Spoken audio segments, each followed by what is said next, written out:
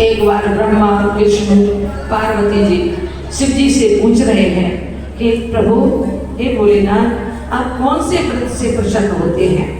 तो शिव जी कहने लगे कि वैसे तो मेरे बहुत व्रत है, उन व्रतों की तुम्हें पता ही नहीं है। मेरे बहुत व्रत है जिन्हें शैव व्रत कहते हैं। शैव मीन्स शिव जी के व्रत। पहला है शिव जी की पूजा, ये मेरा ही व्रत है। जो शिव जी की पूजा करे नित्य, समझ लो मेरा ही व्रत है। व्रत माने लक्ष्य, लक्ष्य लक्ष्य लक्ष्य रख लो कि हमें व्रत करना है। देवी कथा सुनो।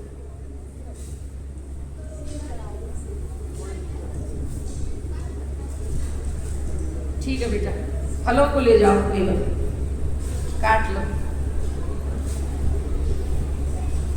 बस ये पिस्टल में नहीं, एक बार ले जाओ, कथा सुना रहे हैं।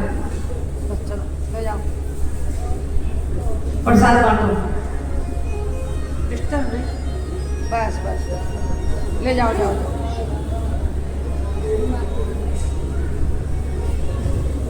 चलो काट लो, इन्हें काट काट कर सबको बांटो। बंटना चाहिए सबको प्रसाद, जो भी लाया चक्कू से काटो, कैसे भी सबको बांटो। अब आ जाओ, उन्होंने बताया मेरा पहला व्रत है शिव जी की पूजा। जो शिव जी की पूजा करेगा ये भोलेनाथ का ही व्रत है। व्रत मीन्स लक्ष्य, लक्ष्य रख लो अपने जीवन में। जैसे अपने मन में कोई लक्ष्य रख लोगे तो तुम लक्ष्मण बन जाओगे। जैसे लक्ष्मण ने लक्ष्य रखा था कि मैं 14 वर्ष तक अपने भैया राम की सेवा में जाऊंगा और सोऊंगा नहीं। लक्ष्य रखा के नहीं अपने मन में, तो तुम भी लक्ष्मण बन जाओ कि हमें शिव जी का पूजा करने है। ये मेरा ही व्रत है, शिव पूजा। दूसरा है रुद्र मंत्रों से जाप, नमः शिवाय, ओम नमः शिवाय। एक बहन कह रही थी कि स्त्रियां ओम नमः शिवाय क्यों नहीं कह सकती। कह सकती हैं, कोई भेदभाव नहीं है, लेकिन हमने एक उसमें पढ़ा है और विद्वानों से सुना है कि जो माता बहने गर्भवती है या गर्भ धारण करेगी तो ओम में कंपन होता है।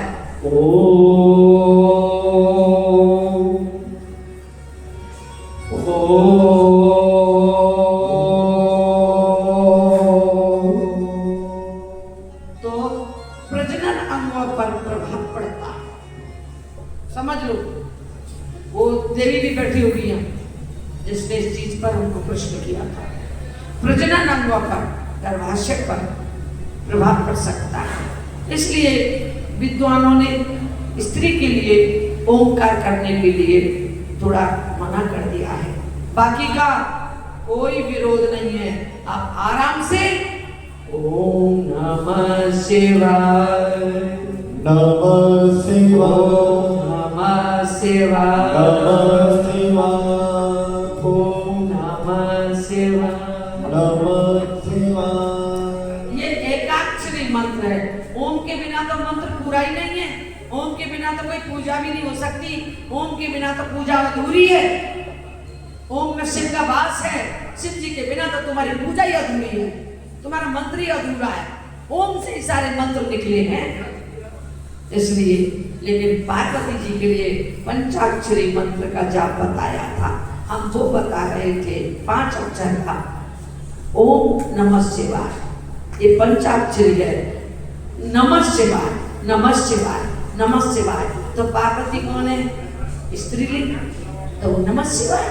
इसलिए ऐसा बोल देते हैं कि स्त्रियां पंचाक्षरी करें, बाकी का अगर ओम नमः शिवाय करे तो कोई विरोध नहीं है। भगवान पर सबका अधिकार है, मंत्रों पर सबका अधिकार है।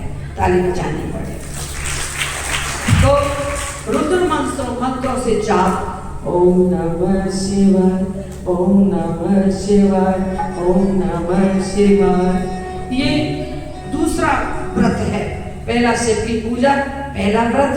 दूसरा रुद्र मंत्रों से जाप, दूसरा व्रत। तीसरा शिव मंदिर में उपवास। उपवास करें, व्रत करें तो शिव जी के मंदिर में आकर के जरूर बैठ जाए। उपवास का मतलब उप माने समीप, वास माने बैठना। क्यों उपवास? क्यों कि शिव जी के पास बैठ करके जो भी काम किया जाता है वो मंगलकारी होता है।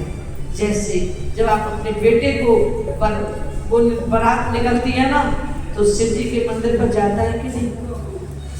क्यों जाता है?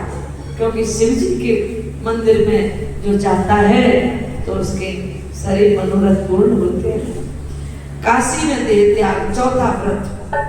तो काशी में देह त्याग तो आप नहीं कर सकते, ये व्रत है, लेकिन 5 बार काशी बोल दो। काशी काशी काशी काशी काशी, बोला काशी विश्वनाथ की। काशी में भगवान भोलेनाथ ओम का जाप करते हैं और उसी से ही वो मुक्ति देते हैं। बोलिए काशी विश्वनाथ की। ये चारों व्रत सनातन मार्ग हैं, मोक्ष के द्वार खुल जाते हैं। 5वां है महाशिवरात्रि व्रत। जो महाशिवरात्रि का व्रत कर लेता है उसको 1 वर्ष की शिव की पूजा का फल मिल जाता है। जैसे तुमने शिव जी की पूजा कर ली, महाशिवरात्रि का व्रत कर लिया, तो यूं समझ लो जैसे आपने 1 साल शिव की पूजा कर ली, एक ही व्रत में। छठा है प्रत्येक मास की चतुर्दशी, 14 का व्रत। एक है फागुन मास की चतुर्दशी, प्रदोष व्रत, पाशुपत व्रत और सावन के सोमवार। ये भोलेनाथ इन्हीं से प्रसन्न होते हैं। ये 10 हमने आपको बताए, लेकिन महाशिवरात्रि का जो व्रत बताया उस व्रत से आपको 1 वर्ष की शिव की पूजा का फल मिल जाएगा। आइए ध्यान दो बेटियों, वार्तालाप नहीं। शिव की पूजा के फल से आपके द्वार पे भी गंगा जी आ सकती है। कैसे? कि अत्रि अनुसुईया चित्रकूट में दोनों कुटिया में तपस्या करते हैं। एक बार अकाल पड़ गया, आप भी सुनो इसको। अकाल पड़ा अत्रि अनुसुईया, तो अकाल में अत्रि जी तो शिव का ध्यान करते थे, अपने अंतर्गण में ज्योति का ध्यान करके। ज्योति शिव की ज्योति का ध्यान करते, और अनुसुईया अपने पति की सेवा करने के बाद शिव जी की पूजा करती थी। ये उनका नियम था। अकाल पड़ गया, सब चले गए वहां से, लेकिन वो नहीं गए दोनों। सब शिष्य फिर से छोड़ के चले गए, लेकिन वो दोनों नहीं गए। सारे देवता, महादेव, गंगा, यमुना, सरस्वती, सारे देवता उनकी